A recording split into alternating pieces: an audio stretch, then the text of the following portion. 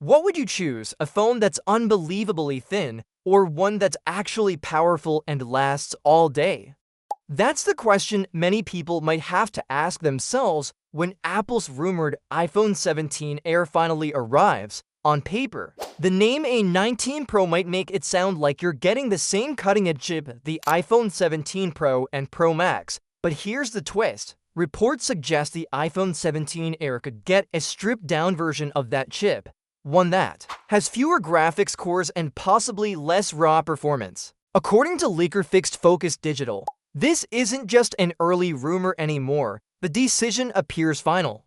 Instead of the expected 6-core GPU like the Pro models, the Air could be running with only a 5-core GPU. Now, if all you're doing is scrolling through social media or watching videos, you might not notice much difference. But when it comes to heavy gaming, high-end photo editing, or intense video processing, that missing core could start to show its impact. And this isn't the only compromise Apple may be making. The main selling point of the iPhone 17 Air is rumored to be its insanely slim body, just 5.5 millimeters thick. That's impressively thin for a smartphone, but making a device this slim almost always comes with trade-offs. One big issue is heat. Thinner devices usually have less space for cooling, which means heat can build up faster and lead to thermal throttling, where your phone slows down to prevent overheating. So even if the A19 Pro inside could perform at full speed, the design might force it to slow down sooner than the Pro models. Then there's the battery. A thinner frame almost always means a smaller battery capacity, so even if performance stays strong, your phone might not last as long before you need to recharge. And with modern smartphones, that's a big deal.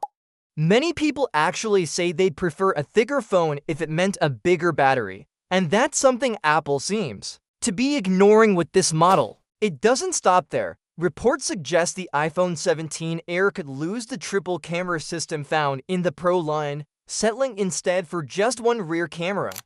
That's a huge difference for anyone who enjoys wide-angle or telephoto photography. There's also talk of the display having a lower refresh rate, meaning scrolling and animations might not feel as smooth. On top of that, there may be slower 5G speeds and only a single loudspeaker instead of the dual setup found in other iPhones. All these changes add up, and for some, it might start to feel less like a Pro device and more like a stylish, ultra-thin compromise. And when you put it side by side with competitors like the Samsung Galaxy S5 Edge, the iPhone 17 Air could have a hard time standing out. Samsung's thinnest S25 model reportedly keeps a dual-camera system, a high refresh rate display, and the powerful Snapdragon 8 Elite chipset, all without sacrificing too much thickness or battery life. That puts Apple in a tricky spot because many smartphone buyers value battery life and balanced performance over shaving off a few millimeters in size. At the end of the day, the iPhone 17 Air will likely turn heads because of its design, but that design could be its biggest weakness. If you want the thinnest iPhone ever made, it might be the perfect match.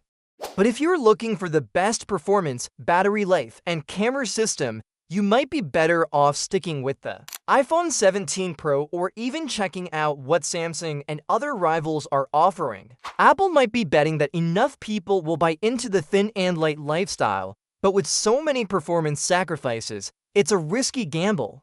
So what do you think? Would you give up performance, camera options, and battery life just for a phone that's easier to slip into your pocket? Let us know your thoughts in the comments. And if you enjoyed this breakdown, don't forget to hit the like button and subscribe to our channel for more tech updates.